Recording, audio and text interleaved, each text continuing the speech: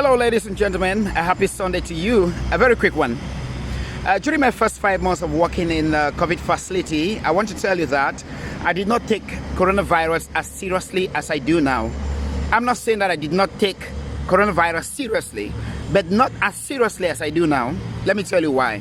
That's because I work in a quarantine facility where we admitted only patients who were recovering from the main treatment centers. I mean, when these patients had recovered after having undergone the treatment at the main treatment hospitals, then they were sent them to our facility where we would observe them for 2 weeks and then discharge them to go home and continue their lives.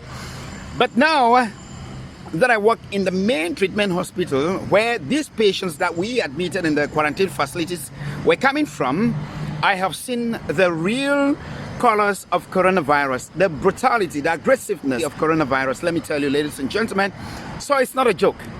Until you find yourself in such a premises, you will not believe what coronavirus is all about. Seriously, I've come today to let you know that in case you do not believe in the vaccine, I know there are a lot of controversies about the vaccines outside there. So if you have chosen not to believe in it and not to take it, believe in the existence, the brutality of coronavirus, so that you could closely and critically observe the precautionary measures and get yourself away from being infected with the coronavirus. Ladies and gentlemen, where I work right now, staff cannot sit down, and they cannot sit down because of the coming in of patients minute after minute under emergency situation, and those who were already admitted are under critical observation. People are struggling with air. They are strictly on oxygen. Let me tell you this, ladies and gentlemen, once or if there should be an oxygen supply failure, God forbid, just for about 20 minutes, everywhere will be littered with corpses. Let me tell you this, they cannot spend even 10 minutes without oxygen. This is what coronavirus is all about. I mean, in a serious case of coronavirus, this is the scenario. They cannot stay without oxygen even for a few minutes.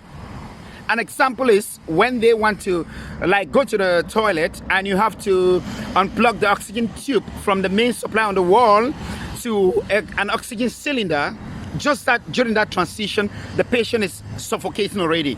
That's a transition that will take only about maybe 1.5 minutes, but the patient is struggling, is under distress condition, and is suffocating. So to tell you what would happen if there should be an interruption of supply for just about 10 to 20 minutes, what would happen? So be careful. So many people do not even have a chance in the intensive care unit. Yes, we admit the patients, and if the situation is getting worse and worse, that patient is rushed into the intensive care unit. Thank God for this country that has put a lot of resources in the healthcare system. It is amazing. I went into the intensive care unit, and what I saw there, oh my God, it was amazing. Very equipped intensive care units.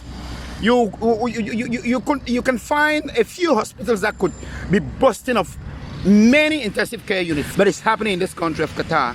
God bless this country, and people are receiving coronavirus treatment free of charge in the intensive care unit. It is serious. So be very careful, ladies and gentlemen. Protect your life. Do not give yourself out to coronavirus for it to devour you. It is aggressive and it is brutal. Happy Sunday. Ewana Edmond Elime.